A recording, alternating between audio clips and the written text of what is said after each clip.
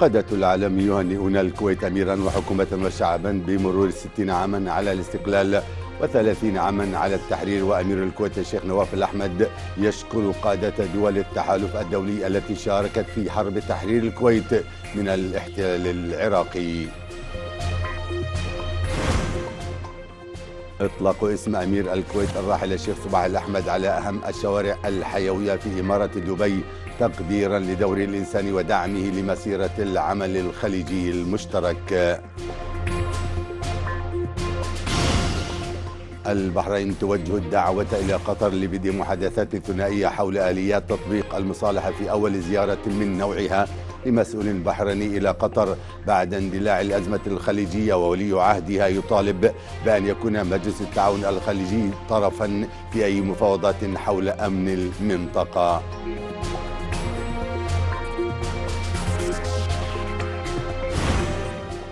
مفوضية الانتخابات في العراق تمدد فترة التسجيل للتحالفات السياسية لغاية الأول من مايو المقبل، وقوائم المرشحين لغاية 17 من إبريل لإفساح المجال أمام أكبر عدد منهم لخوض الانتخابات. العاهل الأردني يؤكد أن الاحتلال والسلام نقيضان، ورئيسة مجلس النواب الأمريكي تبلغ رئيس حكومة كيان الاحتلال الإسرائيلي في اتصال هاتفي بأهمية الالتزام بحل الدولتين الدائم والعادل في الشرق الأوسط.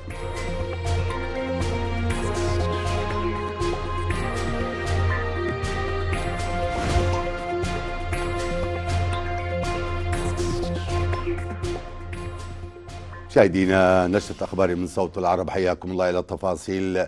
هنأ قادة العالم دولة الكويت أميرا وحكومة وشعبا بمناسبة مرور 60 عاما على استقلال الكويت وذكرى مرور 30 عاما على التحرير. وتمنى أمير قطر الشيخ تميم بن حمد في برقية بعثها اليوم إلى أمير الكويت الشيخ نواف الأحمد دوام الأمن والأمان والتقدم للكويت في ظل القيادة الحكيمة لأمير الكويت الشيخ نواف الأحمد الجابر الصباح وولي عهده الشيخ مشعل الأحمد الجابر الصباح.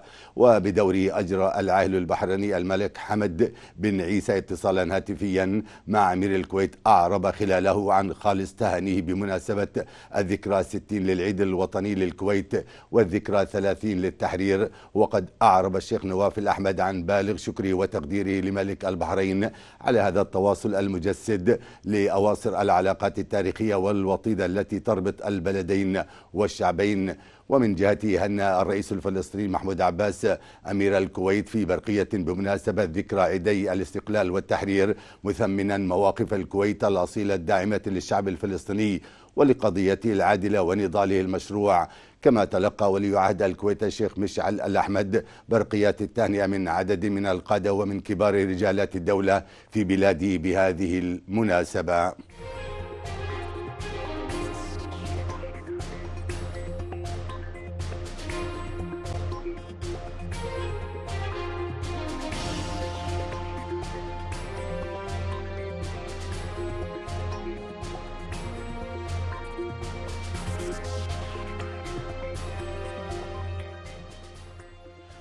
هذا وبعث أمير الكويت رسائل شكر إلى قادة دول التحالف الدولي التي شاركت في حرب تحرير الكويت من الغزو العراقي.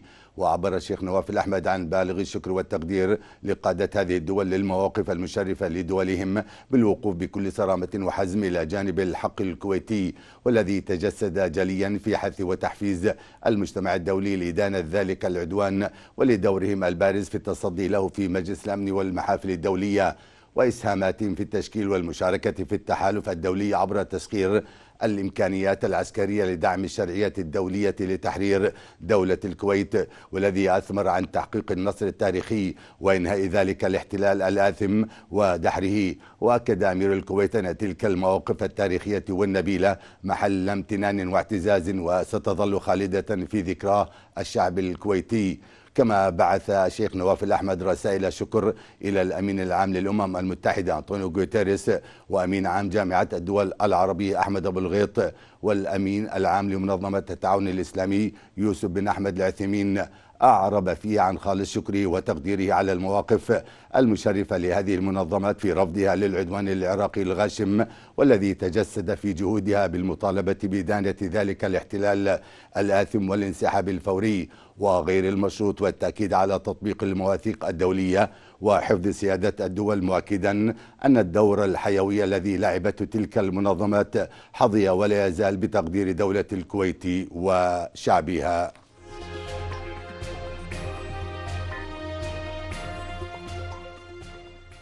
أمر نائب رئيس دولة الإمارات رئيس مجلس الوزراء حاكم دبي الشيخ محمد بن راشد اليوم بإطلاق اسم أمير الكويت الراحل الشيخ صباح الأحمد الجابر الصباح على شارع المرخول، أحد أهم الشوارع الحيوية في دبي.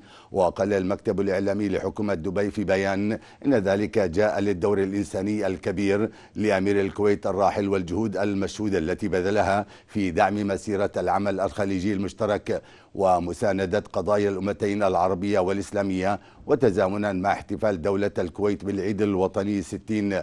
ونقل البيان عن المدير العام ورئيس مجلس المديرين في هيئة الطرق والمواصلات مطر الطائر قوله إن إطلاق اسم أمير الكويت الراحل على أهم أحد شوارع دبي الرئيسة يعكس مدى حرص الشيخ محمد بن راشد على الاحتفاء برموز أحدثت بعطائها علامات فارقة في مسيرة مجلس التعاون لدول الخليج العربية، وتقديرا لذكرى قائد عربي وخليجي لم يدخر وسعا لتحقيق ما يضمن لشعوب المنطقة الاستقرار والرخاء.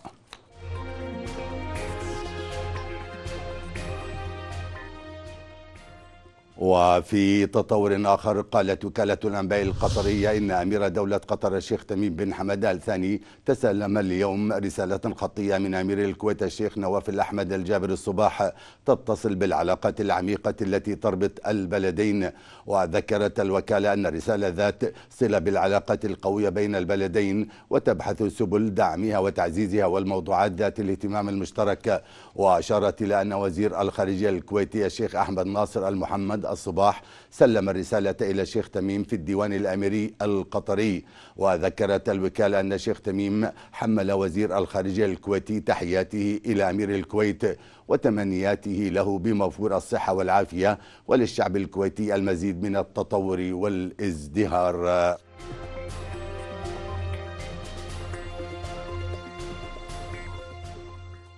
طالب ولي عهد البحرين الأمير سلمان بن حمد بضرورة أن يكون مجلس التعاون الخليجي طرفا في أي مفاوضات حول أمن المنطقة. هذا وكان وزير الخارجية البحريني عبد اللطيف بن راشد الزياني قد أكد في وقت سابق حرص واهتمام بلاده على الدفع بمسيرة العمل الخليجي المشترك نحو آفاق أشمل، بما يعزز من تماسك مجلس التعاون الخليجي وتحقيق مزيد من الإنجازات والمكتسبات لصالح مواطني دول المجلس.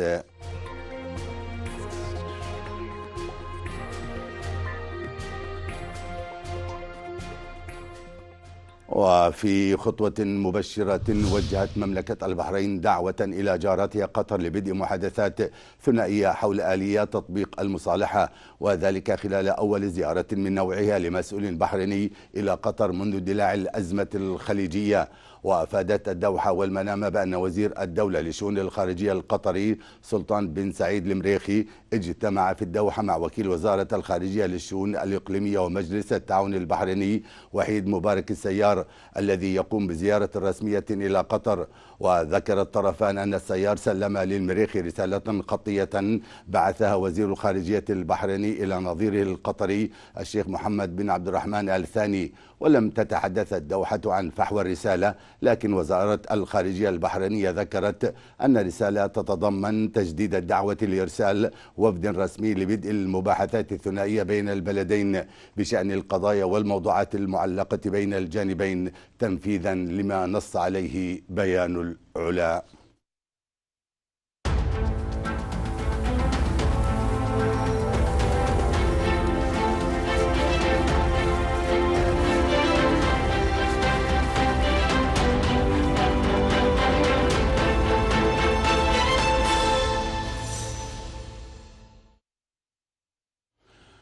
وفي الشأن الفلسطيني بدأت لجنة الانتخابات المركزية الفلسطينية اليوم طباعة سجل الناخبين الابتدائي تمهيدا لتوزيعه على مراكز النشر والاعتراض المقرر أن تفتح أبوابها يوم الاثنين المقبل. وأوضح الناطق باسم لجنة الانتخابات فريد طعم الله أن طباعة سجل الناخبين الابتدائي تجري في مقر اللجنة الرئيس في مدينة البيرة والمقر الإقليمي في مدينة غزة، متوقعا أن تستمر عملية الطباعة اليوم وغدا ليبدأ يوم السبت توزيعه على مكاتب المناطق الانتخابية في المحافظات الفلسطينية كافة. وأشار طعم الله إلى أهمية هذه المرحلة التي تتيح المجال للتأكد من صحة سجل الناخبين والبيانات الواردة فيه لينتج في نهايتها سجل ناخبين نهائي محدث ودقيق وشامل تجرى على أساسه الانتخابات الفلسطينية بشقيها التشريعي والرئاسي.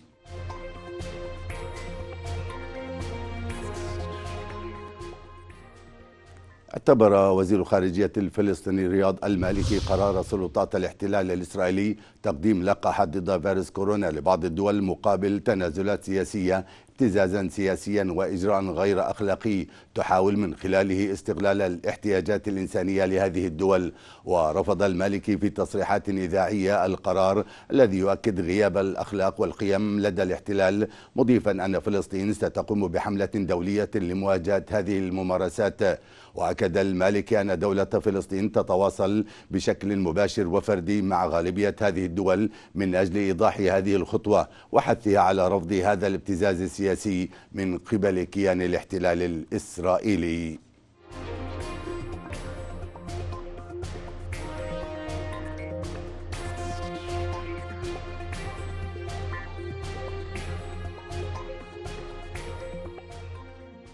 أكد العاهل الأردني الملك عبد الله الثاني بن الحسين أن الولايات المتحدة لها دور قيادي ومحوري في تعزيز أمن واستقرار المنطقة، مشيرا إلى أنه من المشجع أن يرى العالم التزام الرئيس الأمريكي جو بايدن المتجدد على الساحة الدولية. وأضاف العاهل الأردني خلال كلمته في مؤتمر معهد بروكرينكز الشرق الأوسط والإدارة الأمريكية الجديدة أن وقت العمل قد حان للعمل على حل النزاعات بدلا من إدارتها. وأكد الملك عبد الله الثاني أن الاحتلال والسلام نقيضان لا يجتمعان وأنه لا بديل عن حل الدولتين، مشددا على أن الخطوات الأحادية المستمرة ستقتل فرص السلام.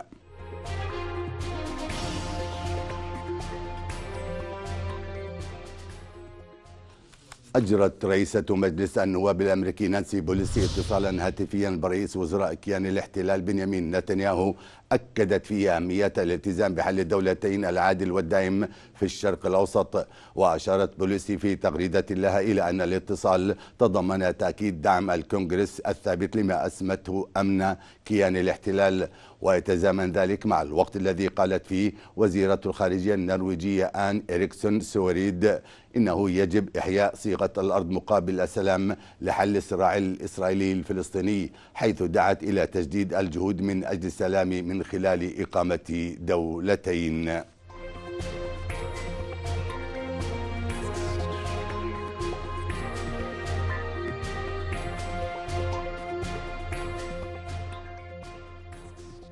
حذر وزير الخارجية السوري فيصل المقداد من محاولة بعض الدول الغربية استغلال منبر مؤتمر نزع السلاح لتصفية حساباتها ضد الدول المعادية لسياساتها.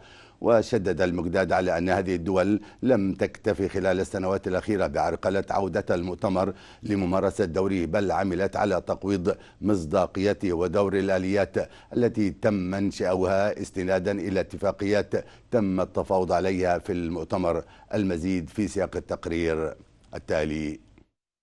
وزير الخارجية والمغتربين الدكتور فيصل المقداد يؤكد أن بعض الدول تحاول استغلال منبر مؤتمر نزع السلاح لتصفية حساباتها ضد دول لا تشاطرها مواقفها وسياساتها العدائية، مشيرا إلى أن هذه الدول لم تكتفي خلال السنوات الأخيرة بعرقلة عودة المؤتمر لممارسة دوره، بل عملت على تقويض مصداقية ودور الآليات التي تم إنشاؤها استنادا إلى اتفاقيات تم التفاوض عليها في المؤتمر. الدكتور السيد وزير الخارجية السوري المحترم تكلم بكل شفافية وموضوعية، وهذه حقيقة أمريكا ومن لف لفيفا وأذنابهم في المنطقة. أمريكا هي لم توقع أصلا على حقوق الطفل، لا هي ولا الكيان الصهيوني. أبسط حقوق شيء حقوق الطفل. كل الدول العالم وقعت على حقوق الطفل ما عدا أمريكا والكيان الصهيوني. وأمريكا كل العالم يعرف تاريخ أمريكا من عام 1814 هذا التاريخ. خلينا نبلش من وقت ما ضربتها امريكا لليابان بالقنبله النوويه. كان انذاك رئيس هنري ترومان وقت ضرب اليابان في القنبله النوويه قال الان اصبح العالم في متناول ايدينا، هي بعيده كل البعد عن الديمقراطيه. المقداد جدد التأكيد على أن تسييس عمل منظمة حظر الأسلحة الكيميائية أدى إلى إبعادها عن مهامها، كما أن سوريا تولي أهمية كبيرة لمؤتمر نزع السلاح، وهي ملتزمة بالتعاون مع جهود الرئاسات التي تحترم المهنية ومبادئ الحياد والنزاهة. هذه هي الادارات الامريكيه المتعاقبه. من دمروا دائما لغتهم لغه الضرب في النووي، الضرب بكل شيء، تدمير الانسان، الحياه البشريه، من اليابان الى الصين الى كمبوديا الى فيتنام الى افغانستان الى العراق الى سوريا. امريكا هي اكبر الشيطان الاكبر في العالم، وهي من هاضمه حقوق البشر، لا حقوق الانسان ولا حقوق طفل ولا اي شيء يعنيها، فقط الكيان الصهيوني. والكيان الصهيوني هو مولود لقيط خارج عن التاريخ والجغرافيا. كما أشار الوزير إلى أن دمشق تجدد دعمها مشروع المعاهدة المقترح من روسيا والصين بشأن منع نشر الأسلحة في الفضاء الخارجي، مع تصاعد القلق من تحوله إلى ساحة لسباق جديد للتسلح، وأن انفراد إسرائيل بحيازة أسلحة الدمار الشامل يجعلها المصدر الرئيسي لتهديد السلم والأمن في المنطقة. صفاء محمد، صوت العرب، دمشق. وفي الشأن العراقي مددت المفوضية العليا المستقلة للانتخابات في العراق اليوم فترة تسجيل التحالفات السياسية لغاية الأول من شهر مايو المقبل، وقوائم المرشحين لغاية 17 من شهر إبريل المقبل. وقالت المفوضية في بيان لها إنها مددت فترة التسجيل إيمانا منها بضرورة إفساح المجال أمام المرشحين من التحالفات والأحزاب الجديدة للمشاركة في هذا الاستحقاق المهم. وأضاف البيان أن هذا التمديد يعد الأخير ويأتي في سياق توفير الظروف المناسبة والمجال الكافي أمام المرشحين على اختلاف توجهاتهم بهدف تحقيق أعلى قدر من المشاركة الجماهيرية في الانتخابات المقبلة.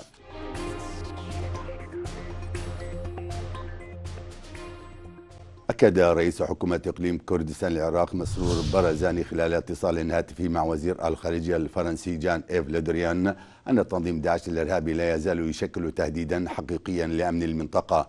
وشدد الجانبان على ضرورة التعاون الوثيق بين إقليم كردستان العراق والحكومة الاتحادية والتحالف الدولي في محاربة التنظيم الإرهابي. وقال المكتب الإعلامي لرئيس حكومة إقليم كردستان العراق إنه جرى خلال الاتصال التباحث حول الهجوم الإرهابي الذي استهدف مدينة أربيل. وأكد الجانبان أهمية التوصل إلى معلومات جديدة في التحقيق المشترك بين حكومة إقليم كردستان والحكومة الاتحادية.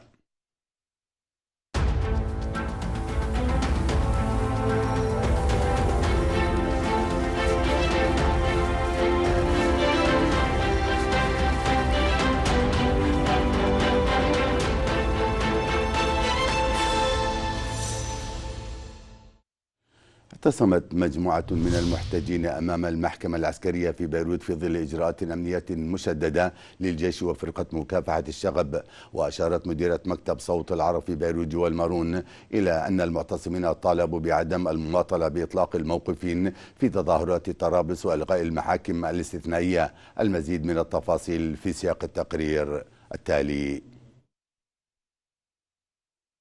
تزامنا مع توقيف عدد من الناشطين والمحتجين على مؤثري أحداث طرابلس الأخيرة، والذين اتهم بعضهم بالإرهاب من قبل المحكمة العسكرية.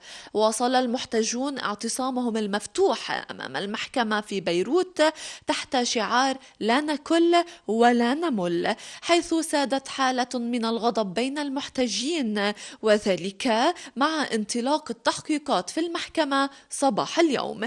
وشددوا على تضامنهم مع الموقوفين في أحداث طرابلس الأخيرة وضرورة إطلاق سراحهم دون مماطلة وتأخير، موجهين الاتهامات إلى السلطة ووصفوها بالفاسدة. وتزامنا مع ذلك وفي الأحداث الأمنية التي تحصل أيضا، أطلق شبان مسلحون عند ساعات الفجر الأولى قذيفة صاروخية على منزل النائب إيهاب حميدي في محلة التل عند أطراف مدينة الهرمل، أرفقوها بإطلاق النار واقتصرت الأضرار على الماديات.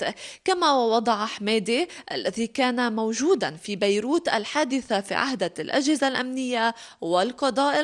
فإذا الأحداث الأمنية تتواصل على الساحة اللبنانية داخليا وعند الحدود اللبنانية الشمالية والجنوبية، ولكن حتى الساعة ما زالت القوى الأمنية تمسك بزمام الأمور. جوال مارون لصوت العرب، بيروت. ونبقى في الشأن اللبناني، فقد تسببت الخلافات السياسية في لبنان في إعاقة تشكيل حكومة جديدة تخلف حكومة تصريف الأعمال الراهنة برئاسة حسان دياب، التي استقالت بعد 6 أيام من انفجار مرفأ بيروت في 4 أغسطس الماضي، الأمر الذي تسبب في انهيار اقتصادي وأزمات معيشية صعبة. مديرة مكتب صوت العرب في بيروت الزميلة جوال مارون سلطت الضوء على هذا الموضوع في سياق التقرير التالي. الخلافات السياسية تتعمق والوضع الاقتصادي يتأثر سلبيا، الدولار يرتفع يوميا والمعيشة أصبحت غالية جدا على المواطن اللبناني. في هذا الموضوع الحل الأنسب بحسب بعض الآراء هو التواصل بين الأفرقاء لتشكيل حكومة تنقذ المواطن من ألمه المالي والاجتماعي، لكن لا زال الخلاف مستمر بين المعنيين كل من وجهة نظره، أي بين فريق رئيس الجمهورية من جهة وفريق الرئيس المكلف من جهة أخرى. الرئيس سعد الحريري ومنذ تكليفه عمل جاهدا للوصول إلى حكومة مهمة من أصحاب الاختصاص غير الحزبيين المشهود لهم بالكفاءة لإجراء الإصلاحات الضرورية ووقف الانهيار وإعادة الأعمار ما دمره انفجار المرفأ. هذا وأعلنت مصادر مقربة من رئيس التيار الوطني الحر جبران باسيل أنه لن يتراجع عن ما أدلى به في خطابه الأخير من ناحية عدم تخطي الرئيس المكلف لرئيس الجمهورية واعتماده لوحدة المعايير بين جميع الأفرقاء. دولة الرئيس الحريري يعمل استنادا إلى الدستور، وهو حريص على حقوق جميع اللبنانيين الذين نبذوا اللغة الطائفية والمذهبية التي دمرت البلاد. كرس كل علاقاته الخارجية وهو يقوم بعدة زيارات لدولة شقيقة وصديقة لتأمين شبكة الأمان ودعم الدول العربية ودولية وللبنان تساعده في تخطي المشاكل التي يعيشها. السؤال الذي يطرح: هل من الممكن أن نرى حلول قريبا؟ جوال مارون لصوت العرب، بيروت. وفي السودان دعت عضو مجلس السيادة الانتقالي عائشة موسى إلى إصلاح المؤسسات العدلية والقضائية لتحقيق العدالة في البلاد. وأشادت موسى خلال مخاطباتها ورشة أعمال حول المحكمة الجنائية الدولية التي نظمها معهد السودان للديمقراطية بالتعاون مع هيئة محامي دارفور، أشادت بالجهود التي بذلها منظمو الورشة وسعيهم المتواصل للإجابة على التساؤلات التي تقف حاجزا دون تحقيق العدالة والسلام. لا شك أن مفهوم المحكمة الجنائية الدولية يقوم على ضمانات السعي لمساءلة كل من يرتكب جرائم ضد الإنسانية ويستبيح كرامة وأرواح الشعوب، وتكمن أهميتها لنا نحن بالذات هنا في السودان إنها بمثابة الجسر الذي يرتق فجوة العدالة التي ما زالت قائمة تجاه ضحايا الحرب في دارفور على وجه الخصوص. الواجب الضروري الآن إذن هو السعي بوعي لإكمال الإصلاح وتعزيز وتأهيل النظام القضائي والمؤسسات العدلية التي تضررت بفعل المنظومة السياسية الفاسدة على مدى 30 عاماً.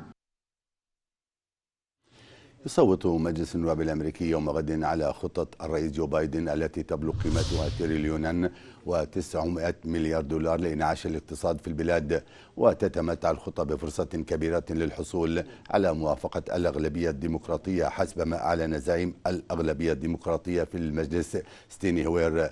أما في مجلس الشيوخ فيتمتع حزب بايدن بأغلبية ضئيلة جدا، إذ يشغل كل من الديمقراطيين والجمهوريين 50 مقعدا، لكن يمكن للديمقراطيين الاعتماد على تصويت نائبة الرئيس كامالا هاريس في حال التعادل.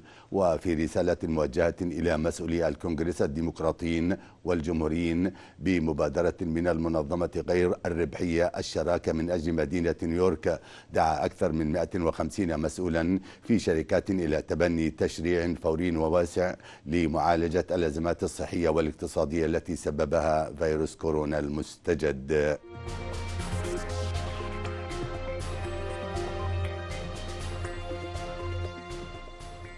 شدد رئيس الوزراء الأرميني نيكول باشينيان على أن جيش بلاده لا يزال يخضع لأوامره وللشعب، مؤكدا أنه أفراد عائلاته لا ينون مغادرة البلاد. وأقر رئيس الوزراء في كلمة ألقاها أمام المتظاهرين من أنصاره في ميدان الجمهورية وسط العاصمة يريفان، أقر بأن الوضع الحالي في أرمينيا متوتر، إلا أنه لا يزال قابلا للإدارة، مشددا على أهمية التوصل إلى اتفاقات تتيح تفادي النزاعات. ووصف باشينيان بيان هيئة الأركان الذي يطالب باستقالة رئيس الحكومة والمجموعة الوزارية بأنه محاولة لانقلاب عسكري.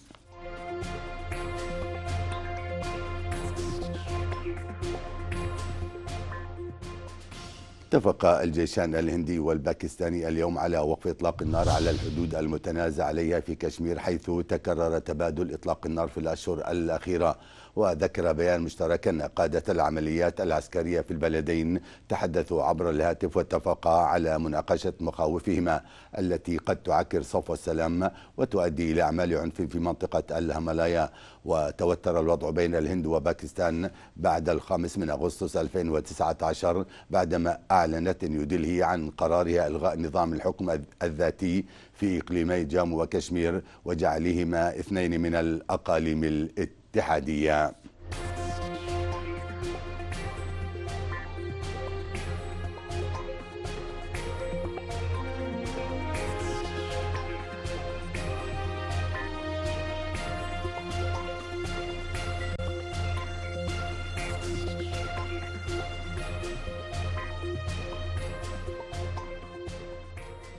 وصلت إلى مطار بيروت الدولي طائرة مساعدات مصرية محملة بمواد طبية وغذائية مقدمة من الدولة المصرية إلى الجيش اللبناني. وأشارت وزيرة الدفاع اللبنانية زينة عكر التي كانت في استقبال الطائرة إلى أن المساعدات الطبية والإنسانية التي وصلت من مصر إلى لبنان بعد انفجار 4 أغسطس في مرفأ بيروت ساهمت وخففت كثيرا من وجع الناس. وتقدمت الوزيرة اللبنانية بالشكر للرئيس المصري عبد الفتاح السيسي والجيش والشعب المصري على هذا الدعم الطبي الذي يقدمونه للجيش اللبناني.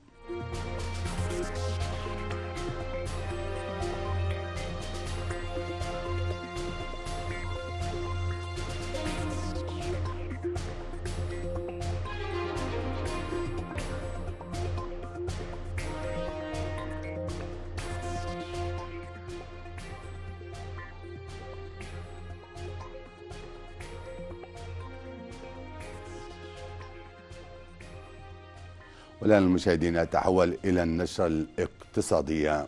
مشاهدينا إلى نشرة اقتصادية جديدة نبدأها كالعادة بأهم العناوين. السعودية تطلق شركة لتطوير البنية التحتية للقطاع السياحي بقيمة $2.9 مليون لجذب 2 مليون سائر.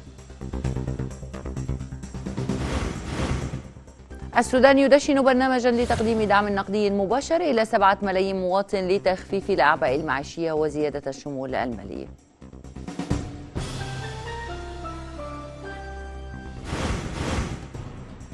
في ظل تجديد القيود على حركة السفر، الاتحاد الدولي للنقل الجوي آياتا يتوقع استمرار نزيف السيولة في قطاع الطيران.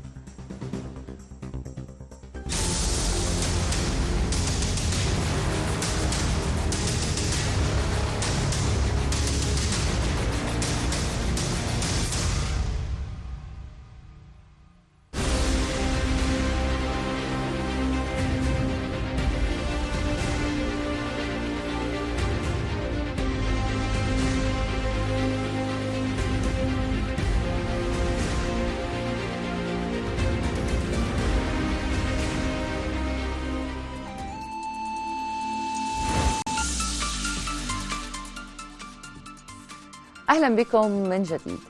دشن ولي العهد السعودي الأمير محمد بن سلمان شركة السوداء لتطوير البنية التحتية للقطاع السياحي في منطقة عسير باستثمارات متوقعة تتجاوز قيمتها 11 مليار ريال، أي ما يعادل 2.9 مليار دولار لجذب مليوني زائر. وتهدف الشركة الجديدة الكبرى المملوكة بالكامل لصندوق الاستثمارات العامة للاستثمار في البنية التحتية وتطوير قطاعي السياحة والترفيه. بدوره قال محافظ صندوق الاستثمارات العامة ياسر الرميان إن هذا المشروع العملاق يعكس اهتمام ورؤية المملكة بتنشيط المنطقة سياحيا وتنمويا لتكون وجهة جبلية سياحية عالمية.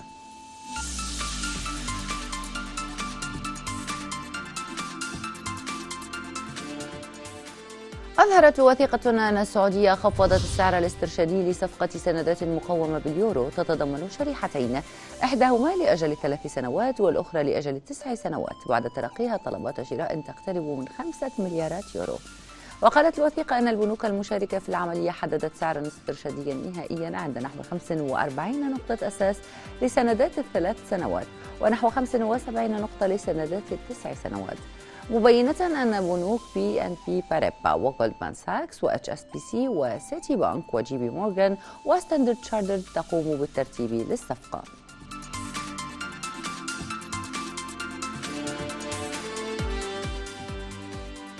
كشفت بيانات صادرة عن غرفة قطر تراجع صادرات القطاع الخاص بنحو 30% خلال العام الماضي لتصل إلى 14 مليار و900 مليون ريال، أي ما يعادل 4 مليارات و100 مليون دولار، متأثرة بتداعيات فيروس كورونا. وقالت الغرفة أن ميزان قطر التجاري تراجع بنسبة 41.13% في العام الماضي ليسجل 25 مليار و800 مليون دولار. وتعد قطر أكبر منتج ومصدر في العالم للغاز الطبيعي المسال، وتواجه منافسة صعبة على الحصة السوقية حول العالم مع زيادة صادرات موردين كبار مثل أستراليا والولايات المتحدة.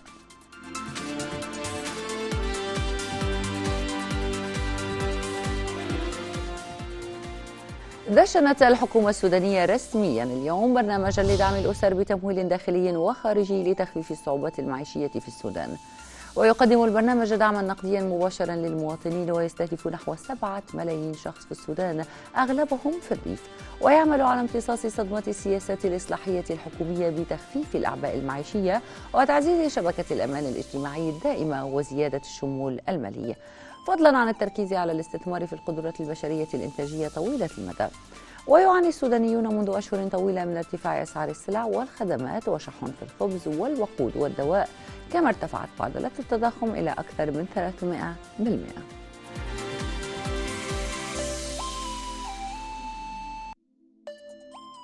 كشف البنك المركزي التونسي أن الحكومة مطالبة بسداد دين بقيمة مليار دولار، محذرا من تأثيرات الأزمة السياسية وغياب الحوار على تصنيف تونس الائتماني.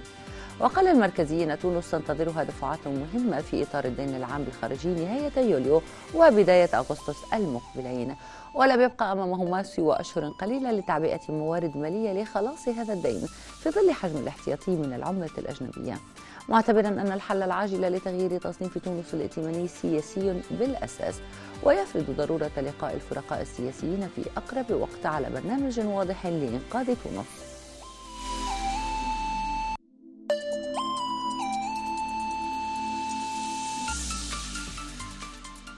أصدر رئيس حكومة تصريف الأعمال في لبنان حسان دياب قراراً يقضي بوضع خطط متكاملة لمكافحة ظاهرة الاحتكار والغش والتلاعب في الأسعار، خاصة المتعلقة بالمواد الغذائية والاحتياجات الأساسية للمواطنين، إضافة إلى تشديد الرقابة على جميع المعابر والمرافق الحدودية بهدف منع التهريب. مديرة مكتب صوت العرب في بيروت جوال مارون وفتنا بالتقرير التالي، نتابع. مع وصول الأزمة الاقتصادية والمالية إلى أوجها، احتكر بعض التجار المواد التي كانت مدعومة من الدولة، وبالتالي أثر ذلك وبطريقة مباشرة على الحياة والمعيشة للبنانيين. في هذا الصدد أصدر رئيس حكومة تصريف الأعمال حسان دياب قراراً يقضي بتكليف الوزراء المعنيين بوضع خطة متكاملة في سبيل اتخاذ أقصى الإجراءات والتشدد في تطبيق التدابير كافة التي من شأنها مكافحة ظاهرة الاحتكار والغش والتلاعب بالأسعار، لا سيما في الشق المتعلق منها بالمواد الغذائية والحاجات الأساسية للمواطنين، إضافة إلى تجديد الرقابة على جميع المعابر والمرافق الحدودية لا سيما البرية منها بهدف منع التهريب ومكافحته، على أن يصار إلى إنشاء غرفة عمليات مشتركة تضم ممثلي الوزارات والأجهزة الأمنية والعسكرية المعنية بالموضوع بهدف اتخاذ جميع الإجراءات العملية واللوجستية لوضع الخطة التي ستقرر من قبل الوزراء موضع التنفيذ الفوري، وسيتم إيداع تقرير دوري لدى رئيس الحكومة عن سير الإجراءات المتبعة، على أمل أن يكون هذا الموضوع هو البدء بضبط السوق اللبنانية إن كان عبر التهريب أو عبر التخزين. جوال مارون لصوت العرب، بيروت. تدرس مجموعات أوبك بلس تخفيفا متواضعا لقيود المعروض النفطي بداية من أبريل المقبل في ضوء تعافي الأسعار. وقالت المجموعة أن زيادة الإنتاج بنحو 500 ألف برميل يوميا في أبريل تبدو ممكنة دون التسبب في زيادة بالمخزونات، مشيرة إلى أن الثقة تعززت في قدرة السوق على استيعاب مزيد من المعروض النفطي مع صعود الأسعار صوب 67 دولارا للبرميل، لتسجل أعلى مستوى منذ يناير من العام الماضي، فضلا عن توزيع اللقاحات وأمال التعافي الاقتصادي.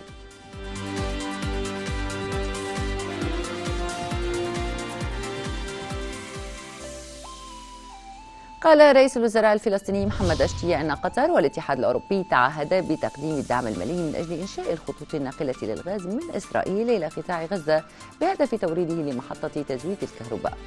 وأكد أشتية أن قطر تعهدت بتوفير 60 مليون دولار والاتحاد الأوروبي بنحو 20 مليون يورو للمشروع الذي من المتوقع أن يساهم في توفير قدرة كهربائية أعلى وانتظام للتيار في قطاع غزة وحل مشكلة الكهرباء بشكل جذري.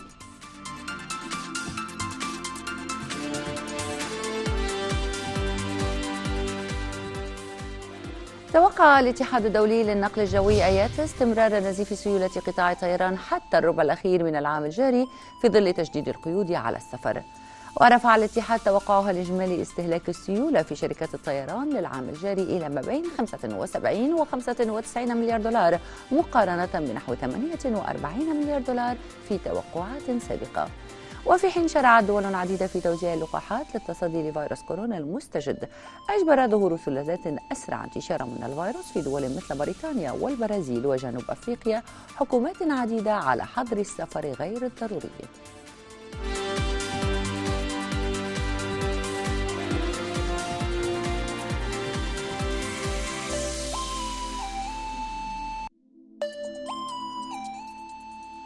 والآن ما بين بأسعار العملات والمعادن الثمينة والنفط.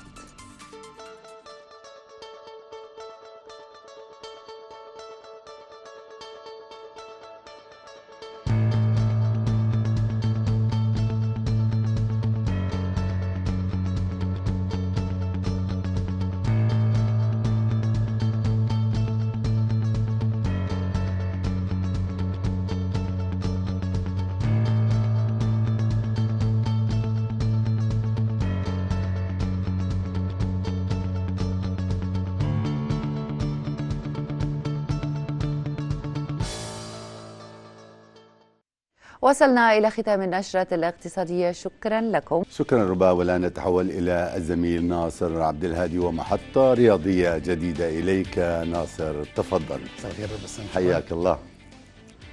مشاهدينا في صوت العرب نتابع في النشرة الرياضية. الاتحاد اليمني لكرة القدم يكشف في بيان رسمي الأسباب الرئيسة التي دعته لطلب تأجيل مباراة المنتخب السعودي في التصفيات الآسيوية المشتركة.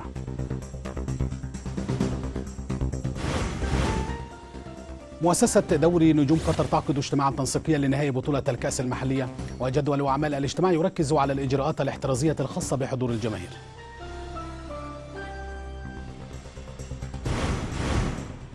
في بطولة قطر توتال المفتوحة 2021 للتنس الأرضية، مشاركة عربية مرتقبة في أهم بطولات تنس السيدات في منطقة الشرق الأوسط مارس المقبل.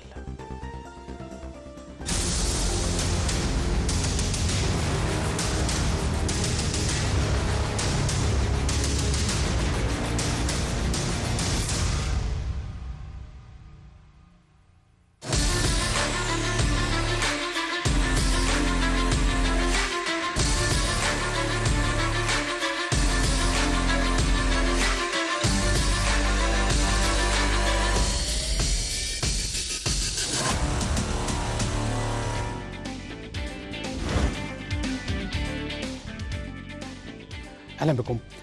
صرح رئيس الاتحاد الألماني للرياضات الأولمبية ألفونسو أرمان بأن بلاده ستشهد استفتاء سبتمبر المقبل على طلب استضافة دورة الألعاب الأولمبية عام 2032 في منطقة أدور. وكشف أرمان في تصريحات لوكالة أنباء عالمية بأن تاريخ 26 من سبتمبر هذا العام يمكن أن يكون موعدا محتملا للاستفتاء على استضافة الأولمبياد في ولاية شمال إستفاليا بالتزامن مع الانتخابات الفيدرالية. أضاف المسؤول الألماني أنه حال كشف الاستفتاء تأييدا لاستضافة الأولمبياد سيتخذ القرار بشأن ملف طلب الاستضافة خلال اجتماع أعضاء الاتحاد الألماني للرياضات الأولمبية ديسمبر التالي.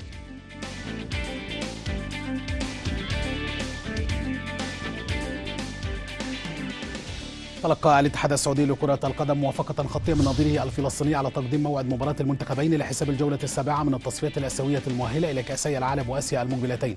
وأعلن الاتحاد السعودي عبر موقعه الإلكتروني اليوم الخميس تلقيه موافقة منتخب فلسطين على إقامة اللقاء يوم 30 من مارس المقبل في العاصمة الرياض بدلا من موعدها السابق في 7 يونيو.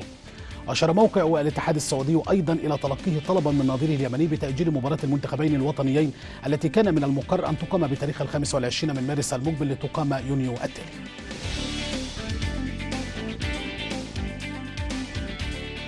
يأتي هذا في الوقت الذي كشف فيه بيان رسمي للاتحاد اليمني لكرة القدم اليوم الخميس أن طلبه تأجيل مباراة المنتخب السعودي ضمن التصفيات الآسيوية المشتركة جاء تخوفا من زيادة المخاطر المتعلقة بسرعة تفشي وباء كورونا المستجد في البلاد. أوضح البيان أن طلب الاتحاد اليمني لم يكن الفريد من نوعه بعد تأجيل معظم مباريات التصفيات إلى شهر يونيو بسبب الانتشار المتسارع للفيروس التاجي وما رافقه من قيود سفر واحترازات صحية قد تعيق إقامة المباراة وعدم ضمان مشاركة جميع اللاعبين المحترفين. ويحتل منتخب اليمن المركز الرابع في المجموعة الرابعة ب5 نقاط فيما يحل الأخضر السعودي ثانيا ب8 نقاط.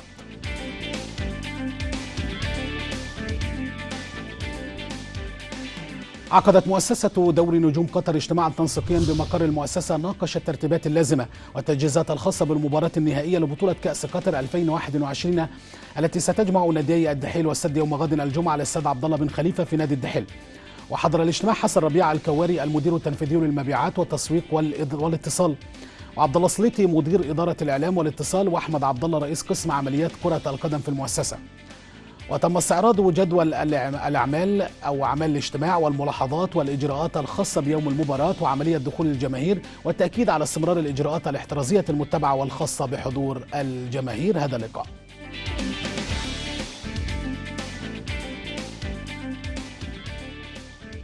تستعد 5 لاعبات عربيات للظهور رسميا في بطولة قطر توتال المفتوحة للتنس الأرضي 2021 في مقدمتهن التونسية المخضرمة أنس جابر والمصرية المنتشية بإنجاز استراليا المفتوحة ميار شريف في غضون أسبوعين على الأقل من الآن. وتشهد البطولة التي يبلغ مجموع جوائزها 556 ألف دولار أمريكي مشاركة 32 لاعبة في منافسات الفرد إلى جانب 16 فريقا ضمن المنافسات الخاصة بالزوجي. قبل أقل من أسبوعين تقريبا على انطلاق بطولة قطر توتال المفتوحة للتنس 2021 تؤكد الكثيرات من نجمات اللعبة البيضاء مشاركتهن في نسخة هذا العام من البطولة، وفي مقدمتهن التونسية الشابة أنس جابر أول لاعبة عربية تتأهل إلى ربع النهائي في إحدى بطولات جراند سلام الأربع الكبرى، والتي تستعد بدورها لخوض منافسات الأدوار الرئيسة لهذه النسخة التي تقام خلال الفترة من الأول وحتى 6 من مارس المقبل على ملاعب مجمع خليفة الدولي للتنس والسكواش في الدوحة. وبالإضافة إلى التونسية أنوس جابر المصنفة 30 على العالم وأعلى اللاعبات العربيات تصنيفا في تاريخ رابطة اللاعبات المحترفات، تلقت كل من البيلاروسية المصنفة 13 على العالم والحاصلة على لقب الدوحة في مناسبتين فيكتوريا أزارينكا، إلى جانب وصيفة نسخة عام 2016 اللاتفية يلينا أوستانبنيكوفا، وكذلك المصرية المتوهجة بمشاركتها في استراليا المفتوحة ميار شريف. تلقوا جميعا دعوات خاصة من اللجنة المنظمة للبطولة بغرض المشاركة في الأدوار الرئيسة. إجمالا تشهد البطولة التي يبلغ مجموع جوائزها 556 ألف دولار أمريكي مشاركة 32 لاعبة في منافسات الفرد إلى جانب 16 فريقا ضمن المنافسات الخاصة بالزوجي. تجدر الإشارة إلى أنه وفي الأدوار التمهيدية يشارك عدد من اللاعبات العرب الأخريات، أبرزهن القطرية مباركة النعيمي والعمانية فاطمة النبهاني، فضلا عن الجزائرية إيناس إيبو، بانتظار تحقيق طفرة على مستوى النتائج لدعم المستويات العربية في النهائيات. وتعد بطولة قطر توتال المفتوحة للتنس التي أقيمت نسختها الأولى عام 2001 إحدى أبرز المحطات على أجندة رابطة اللاعبات المحترفات، وكذلك إحدى أهم بطولات التنس في المنطقة العربية. مشاهدينا، ختام نشرة الأخبار الرياضية، شكرا لحضراتكم على المتابعة. إليك بالسلام. شكرا لك ناصر. والآن مع درجات الحرارة المتوقعة في عدد من المدن والعواصم العربية.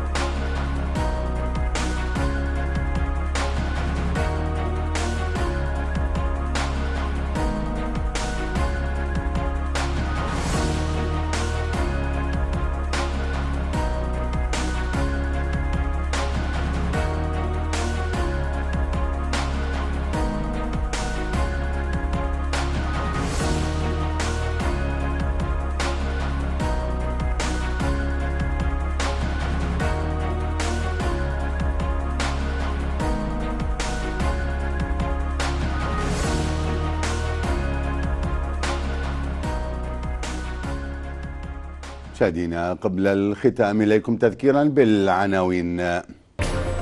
قادة العالم يهنئون الكويت أميرا وحكومة وشعبا بمرور 60 عاما على الاستقلال و30 عاما على التحرير. وأمير الكويت الشيخ نواف الأحمد يشكر قادة دول التحالف الدولي التي شاركت في حرب تحرير الكويت من الاحتلال العراقي.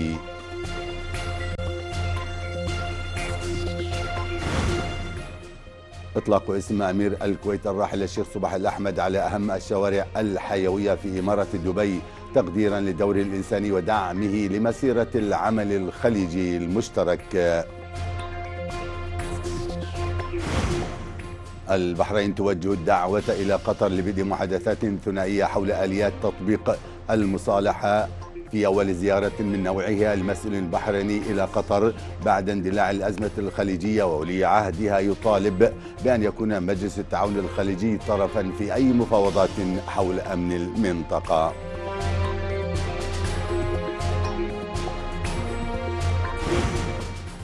مفوضية الانتخابات في العراق تمدد فترة التسجيل للتحالفات السياسية لغاية الأول من مايو المقبل، وقوائم المرشحين لغاية 17 من إبريل لإفساح المجال أمام أكبر عدد منهم لخوض الانتخابات.